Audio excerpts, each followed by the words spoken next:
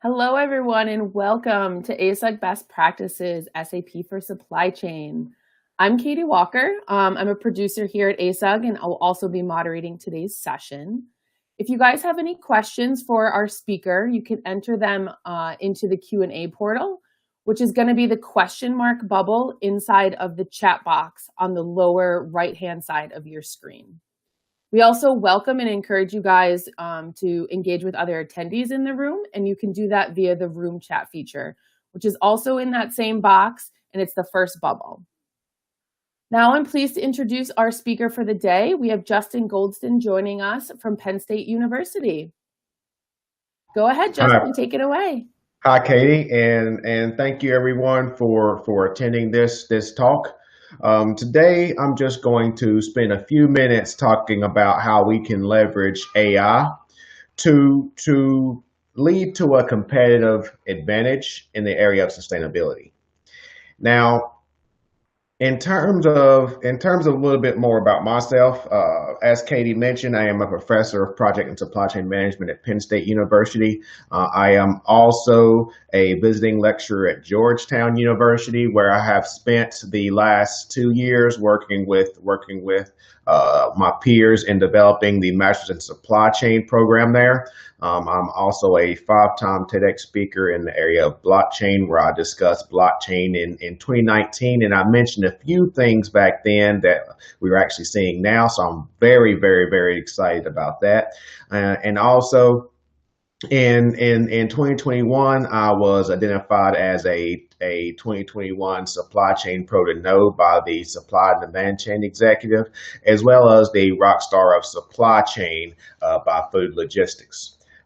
From an association perspective, I am a part of the academic research committee for the Association of Supply Chain Management, and I'm also an executive board member at the International Supply Chain Education Alliance.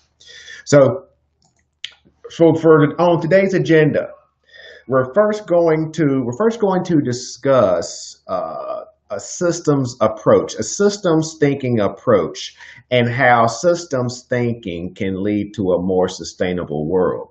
And I talk to my students, I talk to my colleagues, I talk to people within the industry about systems thinking, and that everything is a system. And that is one thing we're going to speak about shortly. We're also going to talk about how sustainability within an organization can lead to a competitive advantage. Now, I am very optimistic that if we move forward with this sustainable practices, with this sustainability movement, which I refer it to, we have a very bright future ahead of us. If we continue business as usual, I think that outlook is rather bleak, and I think that we have seen that, you know, with the pandemic of 2020 going into 2021. Next, we're going to talk about how we're going to move into the quadruple bottom line, the 4BL, the 4 Ps. I know that some of us within business school have talked about people, planet, and profit, you know, the 3 Ps, but there are a lot of discussions now where we're going to introduce a 4th P, and we're going to talk about that as well. We're also going to talk about how the democratization of emerging technology, specifically AI. I'm not even going to say that buzzword. Specifically, AI can lead to increased profitability for an organization. And then finally, we're going to get down to the basics, if you will, where we're going to discuss how we can assess an organization's digital transformation maturity as we get into this Web3 movement, which I will also touch on shortly. So just beginning with this whole concept of systems thinking. I always say that everything's a system.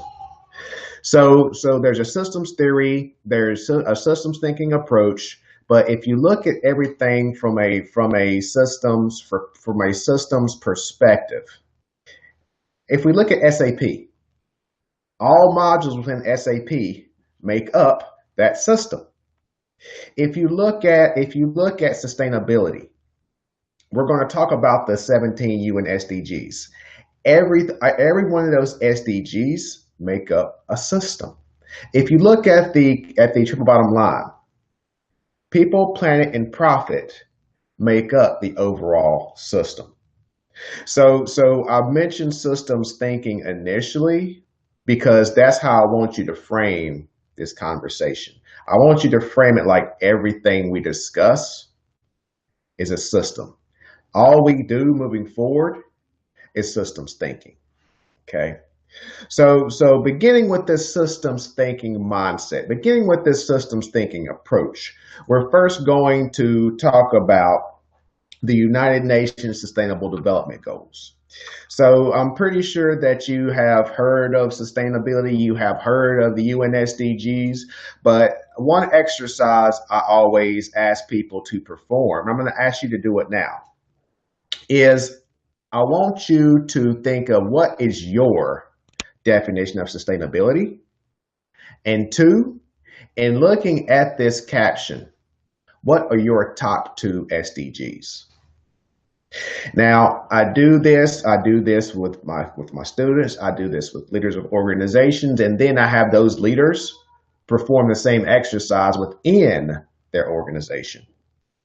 So whenever I do this, I actually find that a number of people have different definitions of sustainability. I also find that a number of people, a number of organizations have different top 2 SDGs. But in both cases, that's very important. Because if we have different definitions, now we are striving toward different objectives around the world, within our organization, within our supply chain network.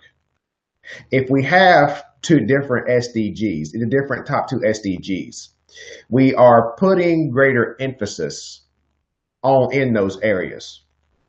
So in my case, my top 2 SDGs are going to be 17, the partnership for the goals, and 9, industry, innovation, and infrastructure. Using the systems thinking approach, I need SDG 17, I need my partnerships to achieve climate action. I need SDG 17, I need partnerships to achieve SDG 16 and peace and justice. So I ask that you do that because all of these SDGs are interconnected and all of these can be referred to as a system. Okay. So if you look at it from that perspective, there has been discussions on the only way in order to reach these UN SDGs by 2030 is through a technological revolution. And as we have seen emerging technology, we've seen cloud computing, we've seen blockchain, we've seen AI. It's my opinion that AI is that answer. And I'm actually writing a book called AI for Good, where I'm actually outlining all 17 UN SDGs. And I'm creating AI use cases to address every single one of those SDGs. Now, in order to, because AI requires a large amounts of data, we need organizations. We need organizations to share their data so that we can address these SDGs. So now you are sharing your data. You're making a positive social change. And now because we're able to use these AI algorithms and learn from these AI algorithms, now you're able to make more informed decisions from a strategic perspective. That's the first step to a competitive advantage, using AI while also addressing sustainability. Okay. So next, again, we within business schools, we traditionally speak about the triple bottom line, but we're now introducing the quadruple bottom line. Traditionally, the 3 Ps were people, planet, and profit, but now we're introducing purpose. So whenever we talk about this fourth P, I always begin the conversation with leaders of, why'd you start this business? Give me the story. Whenever they give me the story, the purpose comes out. So within your organization, try to get that story, because that's your organization's purpose. And can you change a purpose of an organization? Probably not. It's very difficult. But can you change the culture of the organization? Yes, you can change the culture of the organization. There are disciplines, organizational change management. There's organizational change consultants out there. There are the doctoral programs in organizational change. So you can change a culture of the organization. And if you change the culture of an organization to a sustainable culture, that can lead to increased profitability. Now, one of my favorite TEDx talks is by Dr. Alex Edmonds from the London Business School. So he did a longitudinal study of, do the top 100 companies to work for have a positive impact on the bottom line, or is sustainability and social responsibility a detriment? What he found is that those organizations that practice sustainability, that provide opportunities for their employees, that give unlimited time off, for example, they beat their competitors year over year. So I would say I would encourage you to actually look at go on YouTube, type in Alex Edmonds TEDx, and you'll see it. Okay, so his whole premise was that the purpose of the organization is the foundation of this quadruple bottom line, and the people, planet, and profit falls into that purpose, and then at the heart is sustainability. So if you look at the quadruple bottom line from a systems thinking approach, we need the planet in order for the people to survive. We need the planet in order to produce the raw materials to produce a profit. In order to continue with that, we need to continue to act sustainably. Systems thinking. So if you have any questions, please let me know. So moving on, and if you recall, I did slip up one time. So whenever I say debunking AI, and you say, well, how do you go from the quadruple bottom line to AI? It's because of systems thinking. So if we start talking about AI, I refer to AI as augmented intelligence. It is going to assist employees in making their jobs easier. And one thing, I love this caption because you have AI at the top, but then you have artificial intelligence under that umbrella. So that's why I refer to it as augmented intelligence. And you can see under augmented intelligence, you have artificial intelligence, you have the deep learning, you have the machine learning, you have the robotics. So all of these tools, all of these emerging technologies come together to make up augmented intelligence, systems thinking. And if we leverage all these tools are collecting data, and all these tools are being fed into this AI algorithm. So we can not only make better informed decisions, but now we can be informed of how are we operating toward this sustainable goal. If we need data, if individuals need data, if scientists need data to collect, we have this data using augmented intelligence, and we can share that data, and we can make a positive impact toward this sustainable world. We can make a positive impact toward achieving these 2030 UN SDGs. So that's where AI, augmented intelligence, falls into how we can lead to a more sustainable world. So another thing I want to talk about is, I know and I have this discussion often in that, a number of organizations say, well, how can we get to AI if we're still on Excel spreadsheets? How do we get to AI if we're still on QuickBooks? Well, you have to assess your digital transformation maturity, your augmented intelligence digital transformation maturity.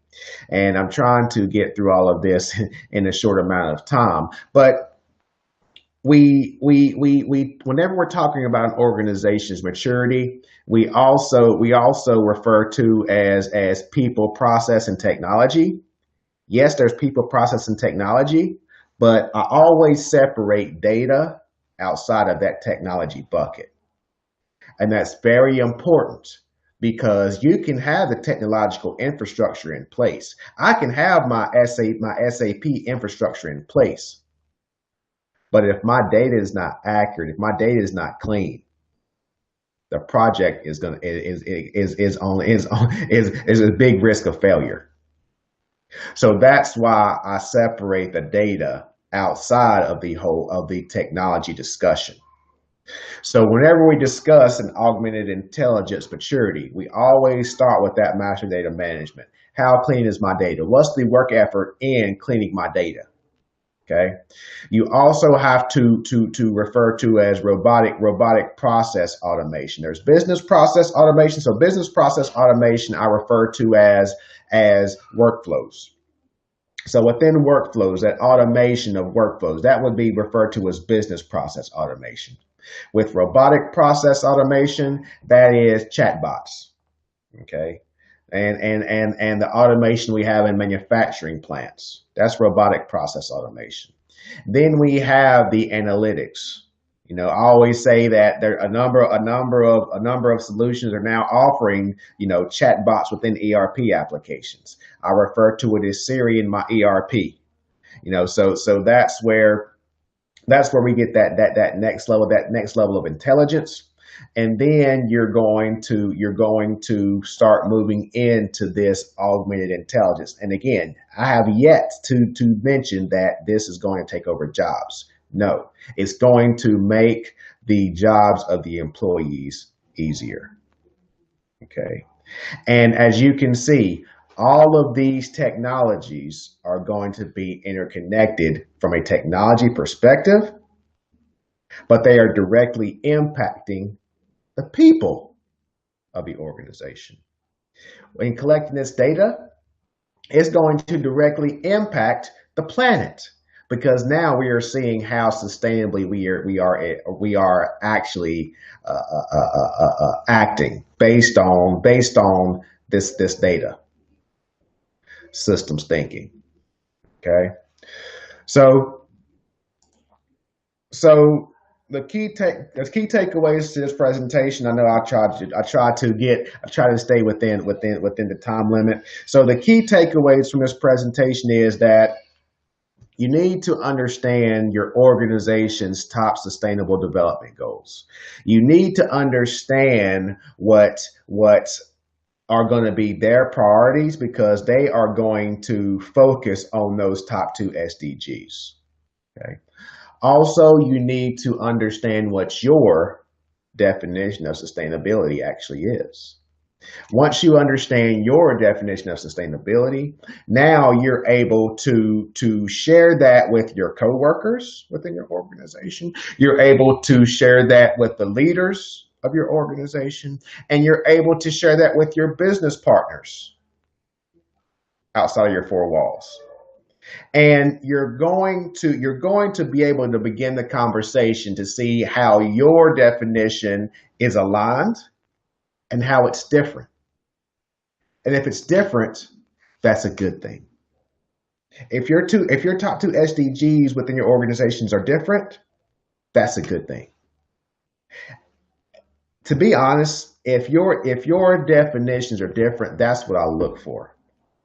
Because that way we can see, okay, why are these definitions different? Why do you have a different understanding of sustainability? And based on from my experience in working with leaders of organizations and working with leaders within the sustainability space, and in interviewing a number of individuals for a project in the UK, it's dependent upon the geographical region that individual comes from. It also depends upon the industry in which that individual works in. So whenever I asked the definition of sustainability from individuals in the U.S., it is the textbook definition of sustainability. Versus when I ask someone from Sierra Leone, from the Congo, from Australia, totally different definition. Neither one of them are right or wrong. It depends on that person's experience. And that's why I think that we need to have these conversations to understand, to take off. And I always say that I'm the first person to admit that I had U.S. blinders on for a number of years. And it was not until I began speaking at these conferences around the world where I seen that we all have different perspectives, and I had these U.S. blinders on. And we have to have these conversations of people from different parts of the world to understand their perspectives, their experiences. Are our experiences aligned? If they're not aligned, how can we get on the same page? Do we have to get on the same page? So that is where we need to say, what's your definition of sustainability, and begin the conversation outside of your organization, within your organization, and outside the United States. I asked, outside the United States, get on LinkedIn and start collaborating with people outside of the US to get their perspectives on sustainability, on the UN SDGs. Okay. Also, develop an understanding of augmented intelligence, in that understand how AI can lead to a sustainable advantage, how AI can assist employees of your organization to make their jobs easier, to take them away from those repetitive tasks so they can focus on innovative tasks. Okay. Value-added activities. Also, assess your organization's AI maturity. And as we said before, create buy-in within your organization as well as outside of your organization. So thank you for your time and listening to this presentation. If you have any questions, you can contact me at jlg566@psu.edu. You can also reach out to me on LinkedIn. You can also see more presentations, international presentations on supply chain management, sustainability, diversity, and inclusion at justingoldston.com. And please go to sydtech.ai. That is where we're doing a lot of research on this Web3 movement that is going to be very important. It's going to impact every single one of us as we progress. So there's going to be an amazing announcement coming out in June. So please sign up for that newsletter. So now we're going to go to questions. Let's see here. We have some time. Questions, feel free to send them. Yep. So U.S. blinders, yes, absolutely. So, all right. So one question is, where do you see the industry going overall in sustainability, and is it simply a buzzword? At this given point in time, these are my thoughts. These are not the thoughts of Penn State University. These are the thoughts of Justin Goldston. At this point, I think that I do think that sustainability is a buzzword, because I see, and the reason why I say that, my justification in saying that, is because there is a lot of discussion, a lot of talk, and very little action.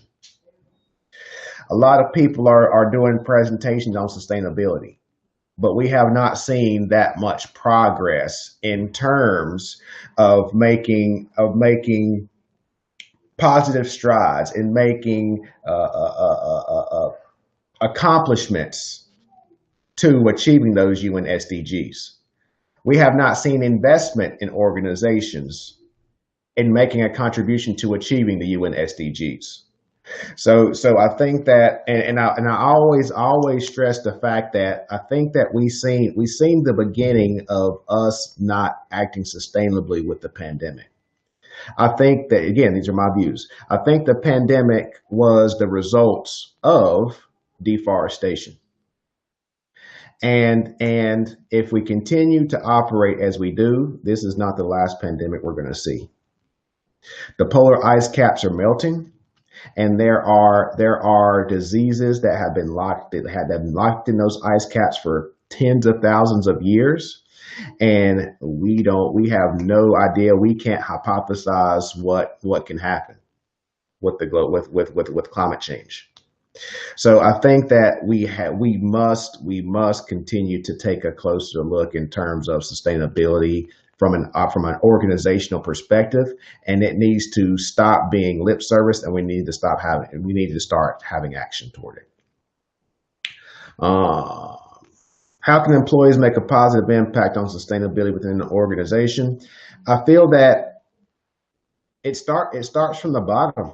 It's a bottom up approach. You know, we have to begin these conversations. We have to begin these conversations with leaders of organizations. And I think you're seeing that with millennials and Gen Zs. I say that in a lot of conferences, in that they're demanding transparency from a supply chain perspective. They want to see the source of their products.